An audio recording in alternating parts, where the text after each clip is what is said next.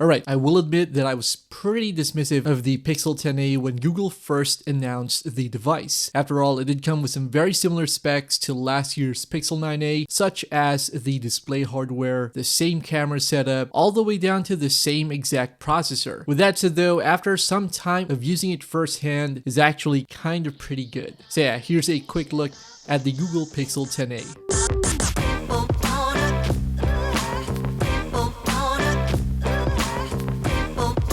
Alright, so we're a bit late to the party on this one, but I did want to get the Pixel 10a because, well, it is a Pixel phone after all. In terms of design, it pretty much comes with the same overall look as the Google Pixel 9a. You probably wouldn't be able to tell the difference from a distance, but if you look closer, there are some considerable differences. For one, the ring around the camera is gone on the Pixel 10a, so it's more flat now. I also prefer the larger camera window on here, although it does come with the same matte plastic finish. I am a big fan of the all matte design on this device, so we do have the Obsidian color here, which is kind of lighter compared to the Obsidian Pixel 9a. And going over to the front, the bezels around the 6.3-inch display are ever so slightly smaller, and it becomes more apparent when using a case on the phone, as less of the bezel sticks out with the case wrapped around the sides of the device. Of course, this year we're getting a more durable Gorilla Glass 7i on the screen, which is a much welcome upgrade over the Gorilla Glass 3 on the Pixel 9a. And of course, it does come with IP68 certification against dust and water, although personally I do use a case and screen protector for my phone, so I have a Spigen screen protector on my Pixel 10a along with a Spigen case, and if you want to check these out, I will drop some links in the description below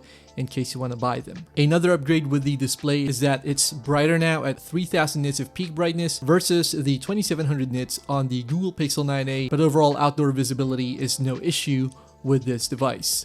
Now going over on the inside, when it comes to battery performance, I would say that the battery is a major highlight. In my experience, Pixel phones generally have average battery endurance, so it does help that the 10a has a large 5100 mAh capacity battery inside, which outsizes the batteries inside the Pixel 9 and even the Pixel 10. Much like the Pixel 9a, I was able to get better screen on time on the Google Pixel 10a, which does make it ideal for all the usage, and unless you're into gaming on your phones, you can get pretty good endurance on the 10a before needing to charge again. It also charges faster at 30 watts versus 23 watts on the Pixel 9a, so that is a pretty considerable improvement, at least in my opinion. Now going over to performance, one major consideration is that it uses the same old Tensor G4 chipset, the same chip found in the Pixel 9 series. Now it does have some minor improvements over older Tensor chips, it does get less warm during usage, and generally you can run most games on the device, even with the somewhat older 8GB of RAM. It's still not meant for heavy gaming though, so if you're the kind of person who's after a smartphone which can also double as a gaming device, then I would really suggest that you look elsewhere, as you'll have a better overall experience when it comes to playing games. With that said though, of course, one big highlight of the Pixel phones, with the 10a included of course, is the software. So you're getting the clean Pixel user interface on this phone as with the other Pixel devices, and of course useful features like call screening, SMS spam protection, and up to 7 years of software support. So if you're the kind of person who just wants a phone with access to modern features which make our daily lives easier, then I like to think that the Pixel 10a gets a lot of things right in this regard.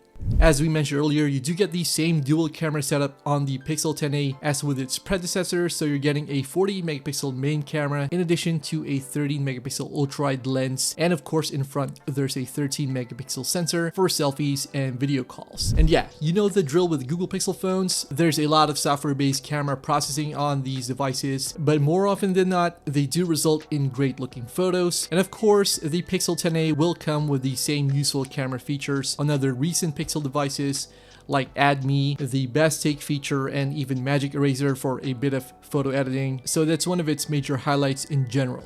Alright, so before we go any further, if you enjoy content like this, it would really mean a lot if you click that subscribe button for more of our upcoming videos, and your support means a lot to the channel. With that said, let's get back to the video.